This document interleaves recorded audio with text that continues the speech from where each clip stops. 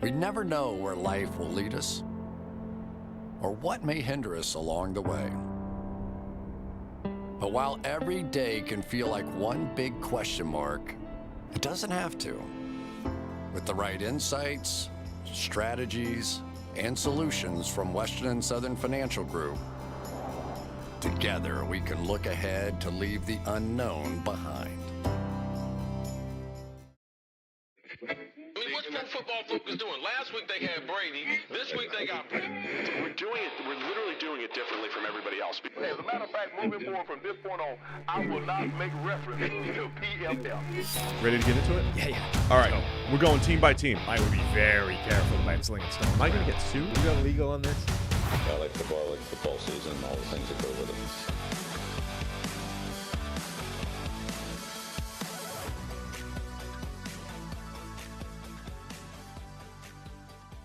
Welcome into the PFF NFL podcast. Steve Palazzolo, Sam Monson. We are not live, but we're at Colts camp. Yeah. I mean, we're live now, but right. not, We're at Colts camp. You can see that. You can see it in the back. What's happening in the back? Tell me what's going on at camp here. Some kind practice? it's the start of practice. It's the start of practice. But we are here on location in Indy. And we got a great show today, Sam. Anthony Richardson is here. Not on the show. No. But here, right there. Anthony Richardson is there. Right. We didn't think he would be because he was having his much septum fixed. Much bigger than Sam Ellingard. So it's good to see Anthony Richardson practicing. We're going to have Kwity Paye on the show here, defensive end from the Colts, and then Lara Overton, Colts beat reporter. She'll be on the show as well. We're talking a lot of Colts here today, but also going through all the NFL news as well. Yeah. My friend Tim Patrick. Your friend. Heard again. The great Tim Patrick. The great Tim Patrick, for sure. Poor guy. So we'll be going through all the NFL stuff and talking a little bit of Colts. Yes, sir. So fire in some Colts questions that we won't be able to see until this is done. Yeah, don't do that. As a parent, your child's well-being is your top priority. Want to see them chase their dreams, embrace life's adventures, and thrive in the world. But you also know life can be unpredictable, and that's why it's important to plan for the unexpected so they can continue to thrive no matter what. Fabric was designed by parents for parents to help you get a high-quality, surprisingly affordable term life insurance policy in less than 10 minutes. Fabric has flexible policies that fit your family and your budget with quality policies like $1 million in coverage for less than $1 a day. Get your personalized quote in just minutes and then apply when it's convenient for you. It's all online and on your schedule. You can go from start to covered in less than 10 minutes with no health exam required. So join the thousands of parents who trust Fabric to protect their family. Apply today in just minutes at meetfabric.com /PFFNFL. That's meetfabric.com /PFFNFL, MEET, fabric.com /PFFNFL. Policy is issued by Western Southern Life Assurance Company, not available in certain states. Price is subject to underwriting and health questions. All right, while we're here at training camp, Sam, let's talk training camp battles and some of the biggest ones. I know some of them on paper might be quarterback. Let's at least touch on them for the fans that say we forgot them. You don't want to talk 49ers at all, but Sam Darnold. We know that the Sam Darnold rule applies. He could have 3 awesome weeks, and you have to get him in there to do that. Yeah, most of the camp battles, you're going to see a lot of people talking about quarterback battles. Most of them are not actual training camp battles. I mean, we've already seen it took Bryce Young 7 seconds to win the starting quarterback job. Like, that was never going to be a battle. Anthony Richardson here, I think, is going to be the day one starter, barring something disastrous happening. The San Francisco job, I mean, that's Brock Purdy's to lose. Like, if Brock Purdy shows that he's in any way, shape, or form healthy from that elbow injury, he's the starter. It's going to take something like him not being hurt to win that job. Darnold can't win that in camp, right? It's going to take Brock Purdy not being healthy to win that job, I think. The only one I think that's a real actual battle is Tampa Bay, where Baker Mayfield and Kyle Trask are probably legitimately in a competition. And, so far, doesn't sound like Baker's taken a huge grasp of that. Yeah, that'll be an interesting one because we saw Kyle Trask as a good college player gets drafted late second round. He was the guy that the Bucs drafted, think about the future with Tom Brady, not to go completely all in, to at least have someone, but last couple preseasons, there was like a little bit of improvement last year, but Trask wasn't great when we've seen him in preseason action. And with Baker Mayfield, we've talked about him plenty on this show. who knows what to project. Yeah. We were on this field a couple of years ago, 2019. They were in for joint practices. Baker was coming off of an excellent rookie season. We're thinking, hey, it's going to be a big year too, and it wasn't. He's been this roller coaster even last year when he was bouncing around with the Panthers and Rams. That one feels like they would like Baker Mayfield to win that job, but it's eminently possible that his performance in training camp, gives the job to Kyle Trask. One more I want to throw out there. Our friend Greg Rosenthal, friend of the show, had a tweet yesterday. He said, or a couple days ago now, Oh, yes. there is a non-zero chance Yes. that Clayton Tune, the quarterback out of Houston, the rookie, is starting in week 1. Love it. That would be for the Arizona Cardinals, where we've always expected it to be Colt McCoy. What's the downside? There isn't any. Right. They don't have their own first round pick. They've got nothing to gain in either direction. You know what you have in Colt McCoy, and it's not great. All you can do is discover that Clayton Tune is either good or bad. So why not throw him out there? We know that a lot. When you're at camp and everything, and you see it. Everybody's working hard. They're trying to have a great season. But behind closed doors, when you're really building a team and you're talking about Arizona and you don't have Kyler Murray for X amount of time, you should be looking to what is the future. Yeah. Right. Who's going to be a part of the future, and can you get something out of Clayton Tune? I think it'd be interesting if he's ready to go week 1, being the starter in Arizona.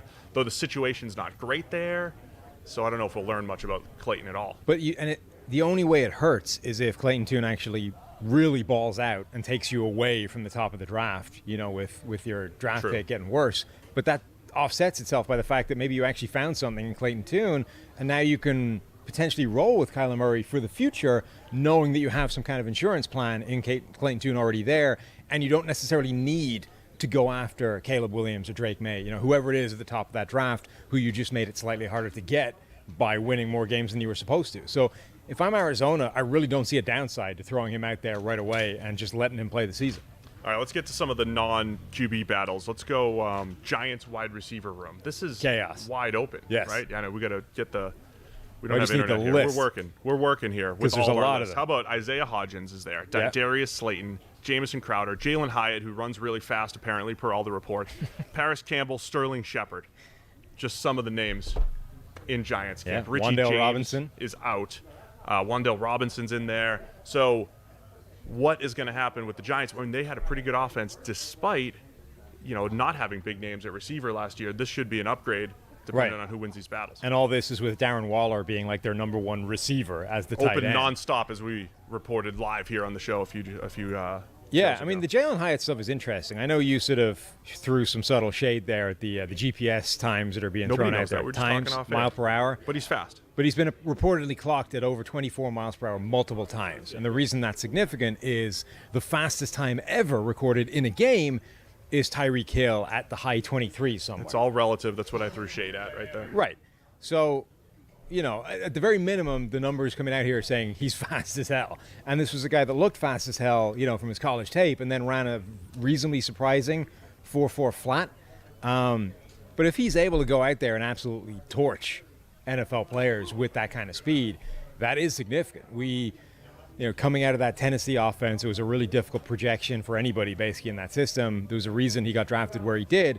But the one thing that we were pretty certain of is if you do exactly what they did at Tennessee, line him up in the slot, give him free releases, let him run vertical, he's going to be a problem. And that is if you listen to Giants beat reporters, that's the theme, right? It's if he does that, it's an issue every single play. The defense has to respect that at all times, which even if it doesn't let him be open way down the field, it's opening up stuff for Darren Waller. Like that's probably a big reason of why Darren Waller is open every target. Yeah, I think I have a little bit more confidence in the Giants offense because of that. They bring Saquon Barkley back, as we've, discussed plenty.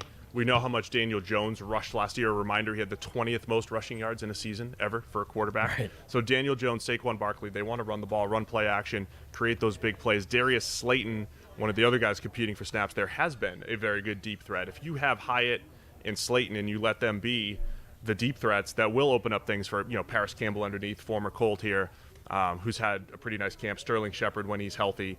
It is actually a decent mix of Giants receivers. By the way, I'm using my phone for information. I just want to make it clear. I'm not disrespecting you like the Nelk boys. Are you just? I'm out what are here. you, I'm what are not you sending Googling texts. there? I'm looking at football information. I'll just be honest. I can't read my phone right I don't now. have a So if we laptop. were going to read ads, I can't do it. So we'll have to figure that out. I can't read. I can't. Anyway. By the way, you haven't mentioned yet my hat. my training camp hat. It speaks for itself. What do you think? Look, I'm a follically challenged individual. I need to wear sun protection. I thought you were just trying to blend in and look like a scout. I mean, that too. It's a good scout hat. It's a very good scout hat. Right? I think your opinions on carry more weight here carry so much more weight. Because I've got Can this we hat. talk about what we saw at practice here today? We've already talked a lot about Colts. Yeah. We've got a lot of Colts. I don't know what order we're putting this stuff in, but we're talking a lot about the Colts here on the So show. another training camp battle, like a popular list of training camp battles, are backfields, right? Which I tend to view a little bit. They're different from quarterbacks in that they're not predetermined or decided necessarily, but most teams They're are also going to not be binary. Yeah, most teams are going to be platooning these guys anyway, so it kind of doesn't matter who wins the job, right? They're going to have defined roles within the defense. But one I do think is kind of interesting is Philadelphia's, right? They obviously traded for DeAndre Swift. Kenneth Gainwell's already there. Rashad Penny was the bargain signing in free agency. They bring him over for like $7 for $1 for every yard per carry he's going to have. Boston Scott, the great Boston Scott, still there. And Trey Sermon. Like, that's a pretty impressive backfield, albeit a very cheap one. Trey Sermon, little model guy I'm still expecting to break out. I think that's an easy answer right there. Rashad Penny is going to be your, not bell cow, but I think he's taken the majority. Yeah, the starting reps, I guess. DeAndre Swift, pass catcher, maybe stealing some pass catching reps from Kenneth Gainwell. Boston Scott plays against the Giants. Yes. Right? And that's it. Plays that's and scores. So he'll play the 2 Giants games, right? There's no rhyme or reason to the Eagles' rotation except Boston Scott gets carries against the Giants and makes sure he scores touchdowns. Absolutely, yeah.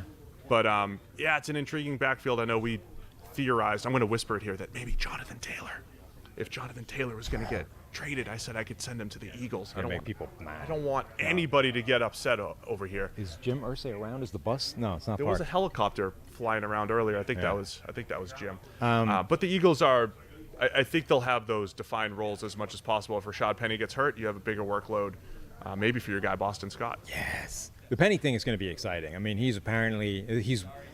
everybody gets this, right? But he's dropped 10 pounds in the offseason. He's in the best shape he's ever been in. He's trying to run at 225 now instead of 235.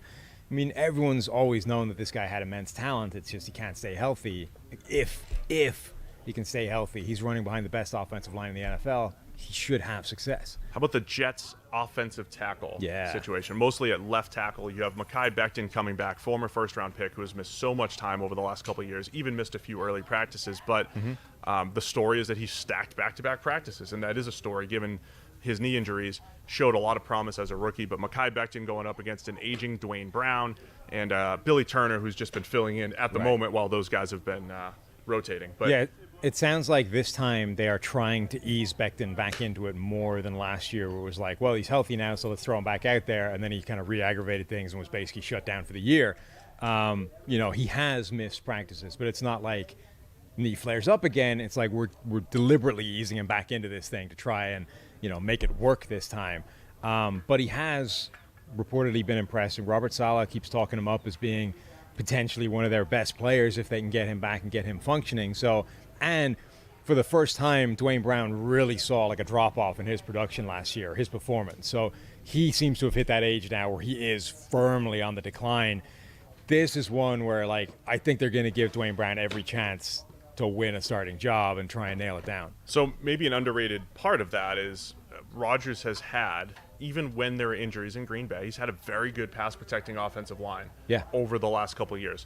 The Jets on paper, much like the team here, the Colts, on paper, very good line, but maybe fragile when it comes to the injuries because of Dwayne Brown's age, because of Mekhi Becton's history. If they become fragile up front, right tackle is a question mark with Max Mitchell heading into year 2, presumed to be the starter there. If they're fragile up front, that could hurt the Jets' offense, which, by the way, when we're talking camp battles, we could talk about their receivers as well. It's almost like Rodgers guys versus Corey Davis. Yeah. It's Mecole Hardman and Corey Davis against Rodgers guys, Alan Lazard and Randall Cobb. I'll tell you who's going to win that. Yeah. I mean, Lazard and Cobb, baby. Right. there's a lot of wide receiver depth charts to be sorted out, in training camp. We talked a little bit about the Chiefs depth chart already. We talked about the Giants just there. Carolina, what that group is going to look like. Who's going to be the number one, or is it Jonathan Mingo, of course. Hell yeah. Is it even going to manifest as a number one, or are they going to have more of this sort of receiving group by committee, where they have the designated deep threat and DJ Chark, a more possession guy, and Adam Thielen, whatever Mingo turns into in that offense, or are they actually going to try and go, you need to be the X. Like, one of you guys needs to step up and be that receiver. Yeah. Yeah? I was thinking.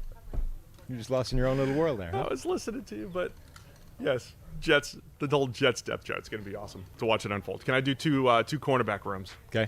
Minnesota Vikings. Yeah. We talked about them a little bit, and then I want to touch on the Colts because that's wide open. But Minnesota, the new scheme, Brian Flores, are they going to play man coverage? I think they want Andrew Booth. Well, it's interesting. It's interesting because the trio you think that they would have, right? If you're all the moves they've made, draft, free agency, like now we guess, right? It's like, well, this is what the depth chart looks like now. And that we would have assumed would be Byron Murphy in the slot, Andrew Booth Jr. playing out wide, and then probably rookie Mekhi Blackmon being the other guy, or at least given a shot to do that. Right now, it's only Murphy of that trio that's actually manning that spot, and the other two spots are Juwan Williams and Caleb Evans. Those guys have sort of jumped Andrew Booth and Mekhi Blackmon, and they're running with the ones right now. So does that stay, or is that just how we're beginning in training camp? It is one of the bigger stories in the NFL because that scheme with Flores it puts more pressure on the corners. Right. It is, as much as we say, hey, zone coverage is a skill too. I mean, there is more pressure on man corners, and if they're going to play that system, sorting that out is going to be crucial for the Vikings. Even though I think I'm going to be high on the Vikings, I'm a little worried about the cornerback room. By the way, I've just realized the single most intense training camp battle that I am most personally invested in is going to be Chicago Bears cornerback Tyreek Stevenson against my guy Terrell Smith. Yeah, our listeners probably know, but you're just tweeting through. You're already taking victory laps. No, I'm not. I'm very, very careful not to do that yet. I am simply monitoring the situation. Okay. And people are helping me monitor the situation by tweeting at me every time a rep happens where Terrell Smith is with the ones over Tyreek Stevenson. The Minnesota corner who was put onto the radar by Lance Zierlein very late in the draft process. And then right around the time you were doing your cornerback rankings, and you're like, dude, this guy's good. Yeah. He's top 7, top 8. I thought he was one of the better corners in this draft. And I said right away when they drafted, and I didn't like Tyreek Stevenson, which is another important part of this. I said right away when they drafted those guys, do not be shocked at all if Terrell Smith ends up jumping Tyreek Stevenson right away and being one of those, happens all the time, right? The lower drafted guy at the same position leapfrogs him and is the better player, like Mark Andrews versus Hayden Hurst, that kind of thing, right? I said immediately, like in April, this exists. Evidence of me saying Terrell Smith is going to be the starter, not Tyreek Stevenson. And, it's happened. It seems to be a battle, at least in training camp, albeit one that's, I think, open to be won. So I'm very specifically not yet taking victory laps. I'm simply identifying where I tweeted it in May.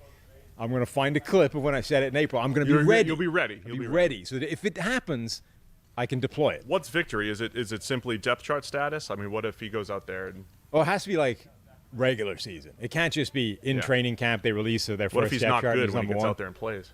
Doesn't matter. The fact that he started, I'm taking claim victory and deal with it later, right? Just move the goalposts and claim victory. That's how this works. All right, so if he's a week 1 starter, I will be claiming victory regardless of how he plays after that. I want to talk Colts cornerbacks here because we're here. We are here. Colts camp. And they had 2 intriguing rookies. Both of the guys have dealt with injuries, been very limited here at camp. Julius, now Juju Brents. That's getting very warm. Oh, yeah. I imagine that's also not good for you, the plastic bottle sitting in the sun. Juju Brents, with his incredible length, size, movement skills. That's one of those, that's the same idea for you, right? You would not bet money, but you would think there's a high enough chance that Darius Rush jumps Juju Brents. Oh, yeah, I have a very similar take. Give me the 5th rounder. I like the 5th rounder over the 2nd rounder. Right. As a pure football player. Yeah. Neither of whom is, playing. Neither of which is playing right now. But I like Darius Rush as a better player. But I think ideally you want those guys playing early and often. The thing that stood out here is how big a lot of the Colts corners are. You've got Gus Bradley here. That is a style that he's generally like to employ. There's 6'2" corner. Chris Lamons. There's all these Dallas Flowers, 6'1", 6'2", 6'3" corners. But it's really wide open here in Indianapolis, where I'm sure they'd like the rookies to step up, but we just haven't been able to see it yet. We talked about it a little bit with Kwity Paye. The Colts roster generally is a fascinating mix of like wildly divergent body types. I mean, they have big Michael Pittman-shaped wide receivers, and then they have little Josh Downs and Isaiah. Josh is around here. Come on, don't. I mean, look, he was in cleats and he's still shorter than I am. Like he's a small individual. You're so disrespectful. I'm just saying, these two people ostensibly play the same position. They don't, obviously, different wide receiver positions, but they're both wide receivers. And yet the body shape difference between them is wild. Then you have guys like Jelani Woods, Mo Alley Cox at tight end. You've got some monsters there. It's a big athletic team. I mean, even those guys, the tight end room, Will Mallory is not in any way, shape, or form the same type of body shape that those other two guys are. The defensive line room we talked about, like you've got these sort of short, stocky, stout guys, and then you've got DeForest Buckner over here looking like a poster child for old school, 5 technique, 3-4 defensive ends. Like there's just, I don't know if they're deliberately trying to do that, get as many different body types as possible. If they just don't care, like get me the freak athlete and the freak skill set, and it doesn't matter what shape and size they come, like it's just an interesting mix. I'm distracted by bugs pretty easily here. Very unprofessional. That's how I do it. Any other camp battles that we need to touch on? And are they won in camp or are they won in preseason? Or is it a combination? I don't think of both? much is won in preseason anymore. I think the way teams treat preseason, they're almost kind of set in stone in terms of what they think based off all the practices. And then, like we saw somebody out here, a linebacker goofs on a play, livid with himself, like just dropping F-bombs left, right, and center. Grant Stewart was he made a fiery play in the hole, right, and then he was very upset that he got beaten by a step on the shallow right. cross. And the thing is, you're thinking from that guy's perspective, how many of those mistakes does he have? You have X number of practices, you have X number of positive plays, mistakes. You don't have many of those screw-ups before the team is just like, yep, he's gone. Next guy, like he's not making the numbers game, right? So I think that's how it's done now. Is it's won or lost in training camp, maybe with something insanely spectacular in every performance in preseason. You can like change minds, but I think generally speaking, Victor Cruz preseason. Yeah, but I think generally speaking, these decisions are all made now in the practices. All right, let's wrap it up with this. Not camp battles, but Anthony Richardson, because we got a live exposure, as they say, to Anthony Richardson. Yeah. Let's get something on the record here.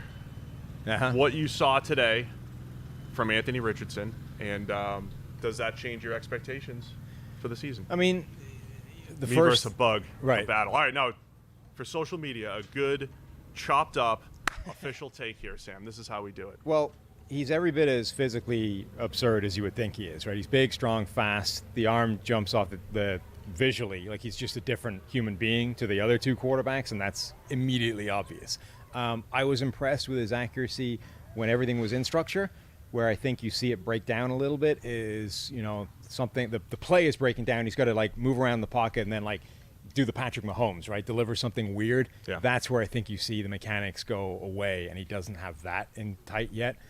But that's probably the last thing to change, right? You can fix your mechanics over a period of time, but you then need to have the inbuilt out of structure muscle memory, and that's not there yet, I don't think. A couple things that stood out to me during team period. This offensive line, which was really bad last year, mostly due to injuries, looked really good. They're on paper very healthy. We'll talk plenty about that throughout the year. The offensive line looked good, and then Anthony Richardson on third down, during their third down drills, goes 3 for 4, 3 conversions. The one inaccurate pass was the one you mentioned, kind of on the run, right. Throws it a little bit low for his running back. But the 3 conversions, hit a second read, threw the ball accurately on time, and then another one stepped up in the pocket and hit a crosser accurately. 3 conversions, very small sample size, but between that and just generally the way he threw the ball, I was impressed with the one practice from Anthony Richardson so far. I mean, there were reporters here on the sideline having the same conversation that people had at draft time, which is, he doesn't look to scramble. Like, he's not looking to run. He is a passing quarterback. He wants to stay in the pocket, and then sometimes he will scramble. But this is not this is not just a running quarterback. This is a guy who happens to have all-time freak athleticism and running ability, but wants to be a pocket passer when he can. All right, get anything else here from Colts camp? No, It's our first leg of our tour. It's very hot. It's very hot. We're in the sun. Yeah. It's coming down. It's very hot, and yet when you actually look, it's not very hot. No, imagine if it was hot. That's imagine what I'm saying. if it was actually hot. This could get a lot worse. What does my weather app say? It's 82. It's 80. Yeah, it's just over 80 degrees. It's not that humid. It could be a lot worse. Yeah, it's probably worse with pads on and everything, right? Yeah, it is. Yeah. Having said that, at that point, you get so sweaty that you just don't care anymore. Well, you're well protected with the hat, so appreciate the hat. Give us a like if you like the hat. That might not work. No. Next time hit we the should, thumbs up either way. Yeah. Next time we should set up not in the sun though. Well, we were trying to get earlier in the show. We had Our the training intentions camp were good. background. Our intentions were good. We just didn't think it through. No, we did Unintended not. consequences At all. were negative. Should this be the end of the show? Should I throw it to something else? Or is this the end of the show? This is the end of the show. We'll do the Colt stuff first. All right. No, we'll start with this. That's what we'll do. Now we're going to throw it to some more Colts discussion. We'll put that at the end. We got Larra Overton, and we have Quitty Pay. Enjoy the rest of the show. Then we're going to sign right off and see you guys all tomorrow for more PFF NFL podcast. So if you want to get in on the fantasy action, but you're sick of managing your roster, sick of player injuries ending your season? Well, you've got Best Ball on DraftKings. You get the best of your team all season long. This year, Best Ball on DraftKings is bigger than ever, with $10 million in guaranteed cash prizes up for grabs. For now, for a limited time, you can join DraftKings, the largest best ball contest ever, and get your first entry back in DraftKings dollars as soon as the draft is finished. Act now before this offer expires. Start playing best ball. Download the DraftKings app using code PFF. Enter DraftKings Best Ball Millionaire Contest and snake draft your team for the season. Each week, you'll automatically rack up points from all your top scorers. No ads, no drops, no trades, no I should have played him instead. Teams with the most points by the end of the season will have a shot to take home the $1 million top prize. So what are you waiting for? Head to the DraftKings app and sign up with code PFF and start playing best ball today. Join the DraftKings $10 million best ball tournament, and you'll get your first entry back in DraftKings dollars only on DraftKings with code PFF. Gambling problem? Call 1-800-GAMBLER. One per customer. Opt-in required with $10 entry fee. Bonus issued as $10 DK dollars. Age and eligibility restrictions apply. Void where prohibited. See DraftKings.com/promotions for details. Ends August 9th, 2023.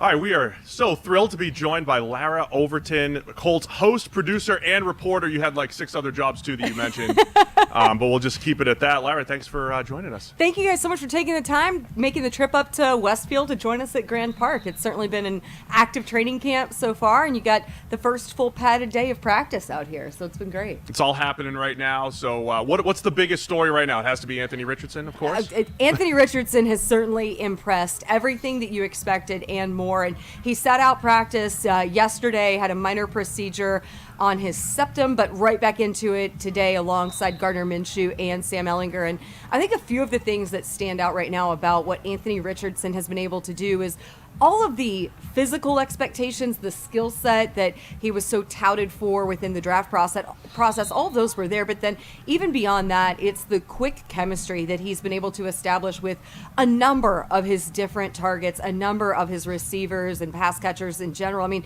did you see the 60-yard bomb to Alec Pierce just last we saw week? it, Like, yes. I mean, that's just like a glimpse of the things that he has done. And I think what's really encouraging is those type of plays have been consistent day in and day out. And that's something that head coach Shane Steichen has reinforced, is stacking those good days. Have you been able to get an idea of, what this offense is going to look like with Anthony Richardson at quarterback? Because obviously the first thing you notice when you show up and you see Richardson and then Gardner Minshew and Sam Ehlinger, and those two quarterbacks specifically probably help this, but it's just he looks different. He's bigger, he's stronger, the ball comes out better, he's faster, but we want to know, generally, all of us, like, what is this offense going to have to look like for Richardson to be a functional quarterback in year one, and not just get by? Well, you definitely have to have great communication with the offensive line, right? And he has a veteran offensive line that is heavily invested, that the Colts have heavily invested in, and you're going to get better production out of that group than you had last year, surrounded, of course, at the center of it with Ryan Kelly, Quentin Nelson, Braden Smith, all of those guys, plus the young guys who have been in with that as well. But one of the differences that you see when you do have Anthony Richardson and Gardner Minshew and, throw Sam Ehlinger into the mix is there's an element of mobility at quarterback that the Colts have not had and have not been Right. able to build an offense around. And when you brought Shane Steichen in, you knew that was going to be one of the assets he brought within the offense because of course, the resume that he has working with the quarterbacks who he has. Most recently, of course, Jalen Hurts, Justin Herbert prior to that. So when you do have that factor of mobility, that's something that this Colts defense has talked about how difficult it is. I think, you guys are going to talk to Kwity Paye, I believe, at some point today. And Kwity joked that it's a bit demoralizing when you have to go up against a quarterback like Anthony Richardson because of the different things that he can do, the mobility that he has, the ability he has to extend plays in that factor. And that's really, I think, the big thing that you have seen so far in this early portion of camp. Still a relatively small sample size. I think this might be practice number 5. They all start to run together when you get into the second week of camp. But I do think that those are the big key contributors that you note just in this first week of work. All right, the biggest criticism for Richardson coming out, of course, was accuracy overall. I don't think, people who really watched this tape weren't criticizing pocket movement or just feel for the position. It was really just he's missing way too many throws. So early on, look, Sam, you saw 3 throws, and you were like, maybe He's accurate. Maybe he's fixed it all. We saw 3 throws on air over here. We're convinced maybe all the accuracy issues are fixed.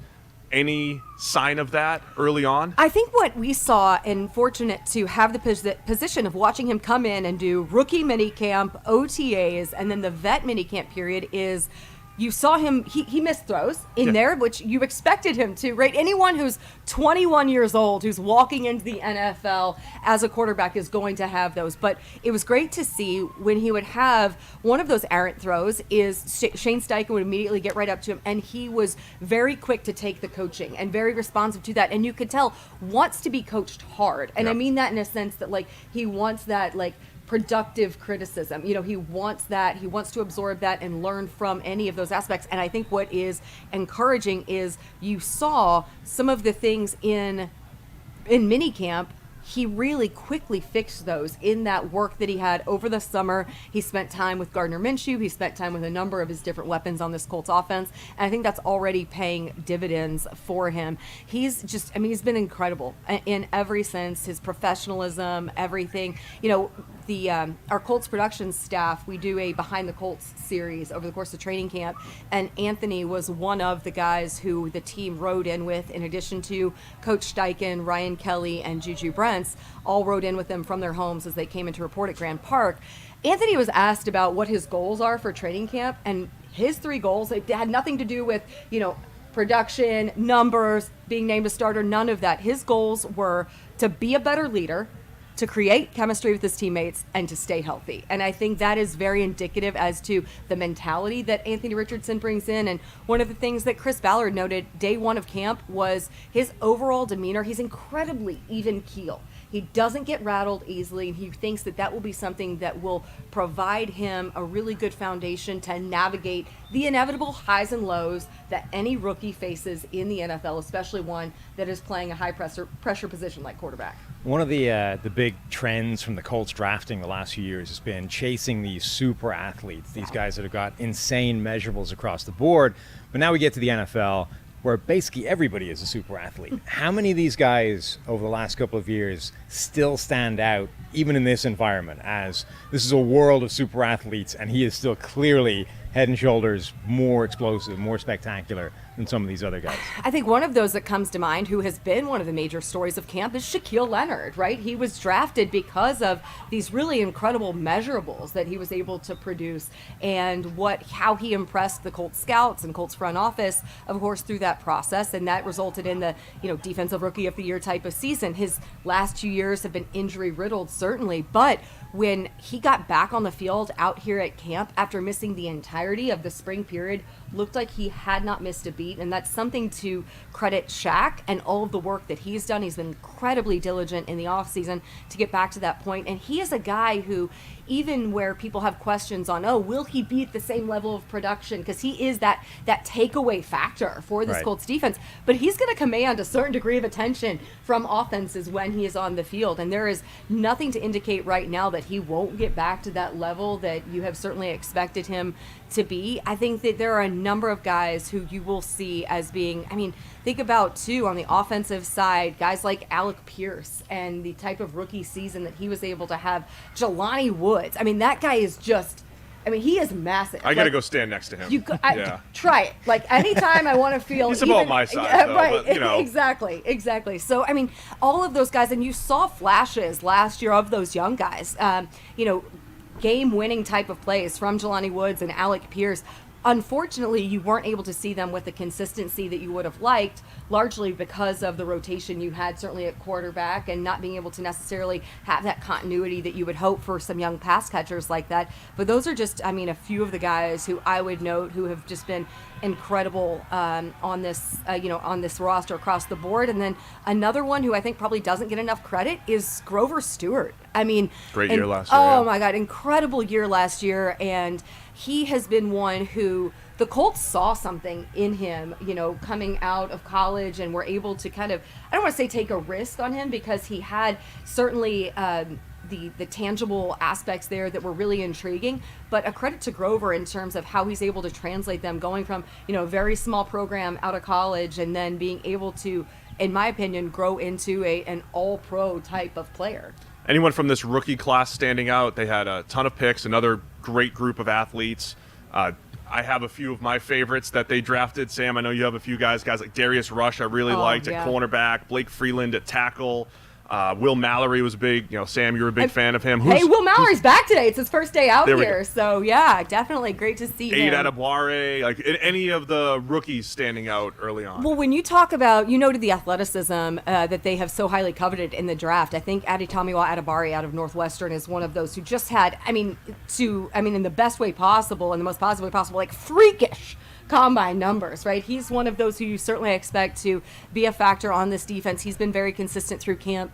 I'm excited for Juju Brents and for Darius Rush. Each of them have had some limited time right now, so unfortunately haven't quite seen enough of them just yet. Very excited, though, for what those guys bring. I've been really impressed with Evan Hull and the ability that he has as a pass-catching back. Yeah.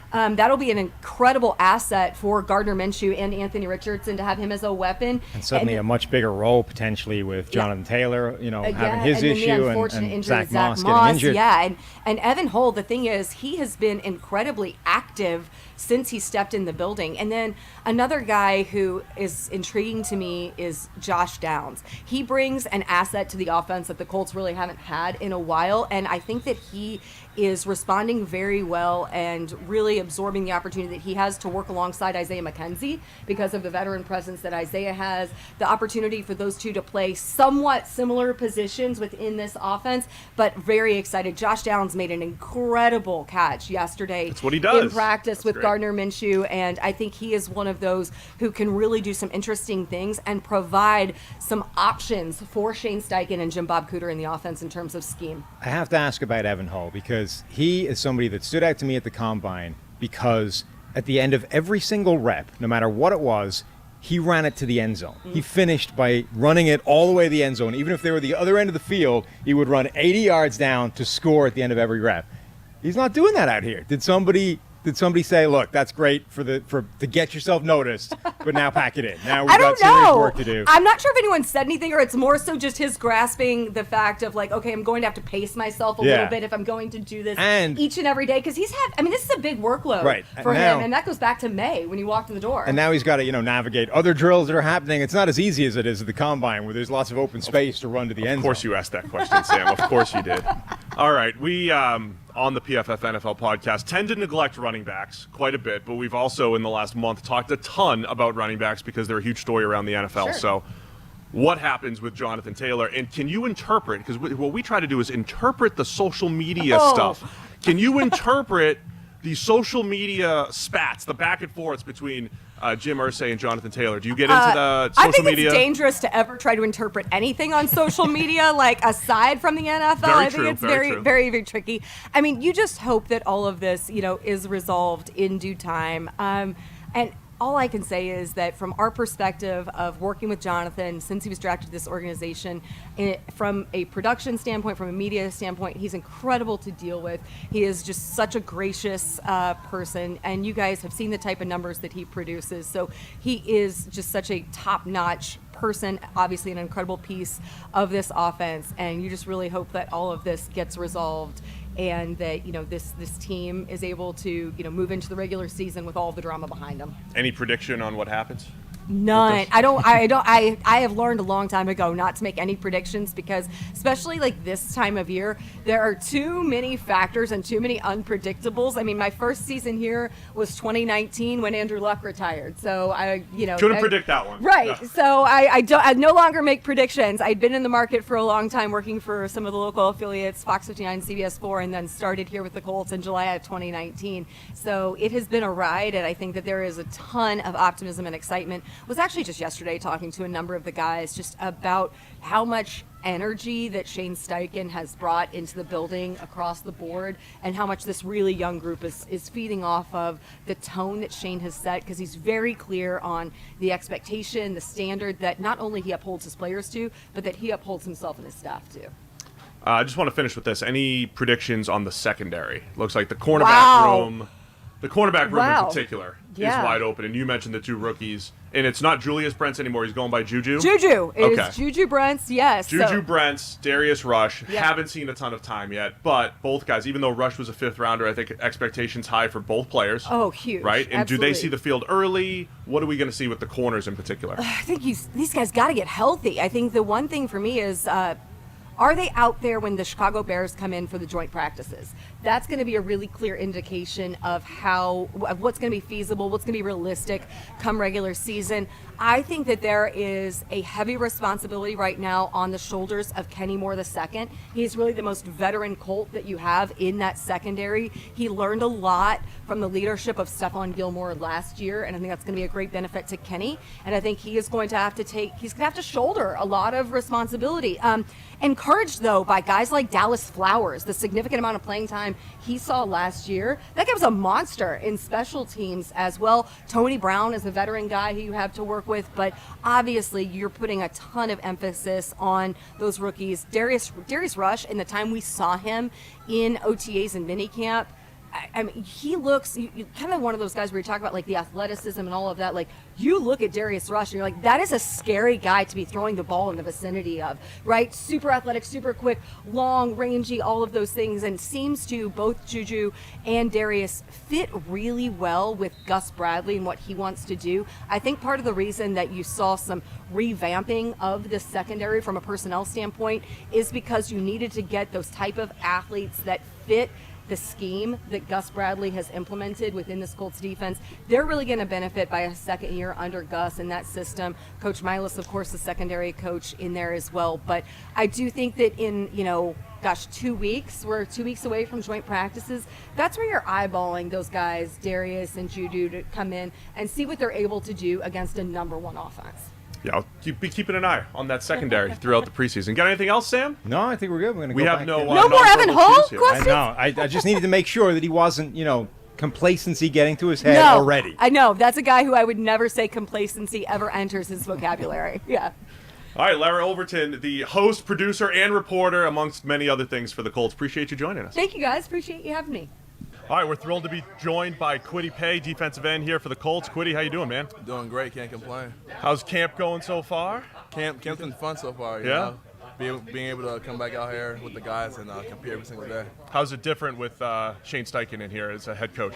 I think, just the mentality part of the game. We're just trying to come out here every single day. He preaches compete. So, we're teammates, but at the same time we're trying to get each other better. So every single day it's a fight. Second year with Gus Bradley as defensive coordinator. How's that different for you? You're heading into year 3, but second year with Gus Bradley. Yeah, it's good to have the same system, being able to get another year, just piggyback at what we did last year, make improvements, get more comfortable in the defense, and, just play a lot faster. Are you now transitioning into being one of like the old guys? Year 3 for you, third go around, all these young guys. Have you gone full old hand at this point? I think for me, I would say in our room, I'm towards like the older side because we have a extremely young room, but just trying to transition into like a vet. One of the things that jumped out just from watching you guys over there is the number of different body types on that defensive line. Mm-hmm. You've got, really tall, long guys like DeForest. You've got some shorter, stouter guys. How does that help or hinder? Like, what is that like for just that different variety of defensive body types. I think it's really good for us, especially how we rotate. We put a new guy in there. O-line hasn't seen him on film. Different body type, different style of play, and then now he has to, transition and try to block him. So for us, it's a good switch up for the other D linemen coming in. Right. We've talked a lot about the number of athletes, incredible athletes that the Colts have drafted over the last couple of years. Do you feel that on the field? And do you feel that a little bit from the rookie class? I know there's been some injuries, but do you feel the athleticism of this team? Oh, yeah, for sure. Everyone's fast. Everyone's explosive. Quick twitch, good change of direction. And you can just see it on film. Guys are flying around just trying to hawk that ball down. Do you, can you still roll? What was your best 3-cone a couple years ago? You had that ridiculous time. That was like a 6'3", 7 That's not real, though, right? That's not real. It was real. 6'3"? It was real. There's film, man. There's film on it. All right, because you didn't run at the combine. You just said, I'm going to sit on the urban legend of 6'3". So during the pro day, around the 30-yard line, I actually pulled my quad. But I still run a 4.52. So I was really trying to run a 4.4, but things happen. Yeah, understood. We were all trying to run 4.4s, Yeah, everyone. We all gave that a shot. What's it like playing defense opposite a guy like Anthony Richardson? Like elite athlete of the elite athletes, and now you guys are going to go out there every day in practice and neutralize him. What's that like? So for guys going into the game, it's just so much harder to game plan against a guy like that. So to play up against him every single day is preparing us for what the NFL is kind of turning into. A lot of quarterbacks being able to extend plays and just be on their feet and just make hella plays. So for us to see it every single day is great for us. Do you guys pay attention to what the sort of the national narrative is for teams and for how good you're supposed to be and all those kinds of things? Because I think right now the national narrative is this is Jacksonville's division to lose. Everyone else is playing for second place. How do you guys see this division? I think for us, it's up for grabs. There's nobody I feel like that's solidified. And I feel like we're going to come out this year and show the people what we got. The offensive line had a bunch of injuries last year and everything. Just watching team period over here, they look healthy. Yeah. And what's it like going up against this offensive line? Are they underrated going into this season? I think definitely underrated. Playing up against our O-line is definitely great for us because I feel like personally they're one of the best in the league. Last year, we dealt with some stuff, but we got some great guys. Q, Braden, R. Kelly, Bernie, Fry. So for us, it's great for the D-line because we get to compete against great talent every single day. Heading into year 3 for you, anything in particular that you're working on? What are you looking for this season for you personally? I think for me, just finishing the season strong, staying in the whole season, trying to prevent as much injuries as I can, and just keep fighting. How good do you think this offense can be with Anthony Richardson right away? Because I think everyone's looking at this and thinking, this year is just get their feet wet, get him used to the NFL. Next year is when they're going to be really good. You think they can succeed right away? I think so. He's been doing his thing in camp. He's been balling out, so it'll be fun to see for sure.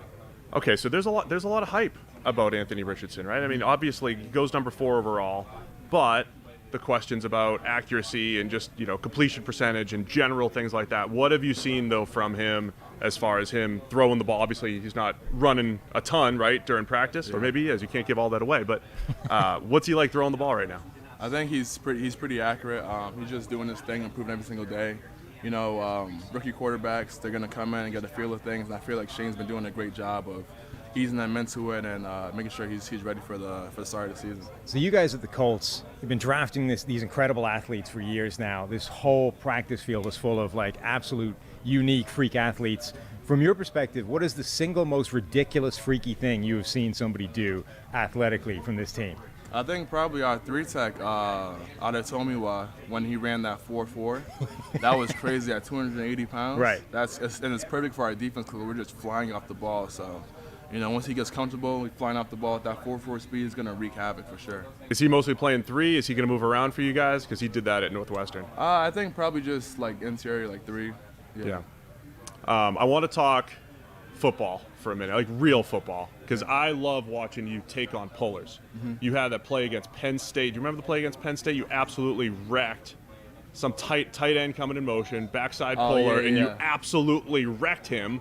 And I was going through the NFL tape, and you're doing that here too. Talk about taking on wrong arm in the puller. Let's talk about some football stuff here. Yeah, I think for me, like, I think it just really stems from college, like how we were taught in that Big Ten. When you see a puller coming, you know, you lower your shoulder and you really explode through him and try to run through his chest. So for me, most guys, when they're pulling, they don't really expect me to like run through their chest. So when they're coming, I just load up and just. I feel like last season, first game of the season, we were playing the Texans, and the guard pulled, and he wasn't expecting me to really like lay him out, and I just wrecked him. Yeah, because a lot of players coming to the NFL don't have that level of physicality, like you're saying. I've seen, you know, you've had that in your first 2 years carrying it over. It's been great. Well, most defensive linemen, most defensive linemen, when they're taking on that puller, it's more like, let's just set the edge, let's contain. You're actually going, no, I'm going to win this contact and drive this guy backwards. I'm trying to crush it. All right, let's finish with this.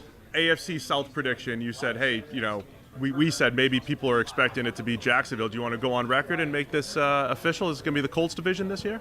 You know, we'll see, man. We got Jacksonville week 1, and they're supposed to be the guys to, you know, have this division. So we'll see right away. Yeah, we'll see it right away. Quitty, thanks for joining us, man. Appreciate it. Sir. Good luck this year. Appreciate Thanks you so guys. much. Yes, sir.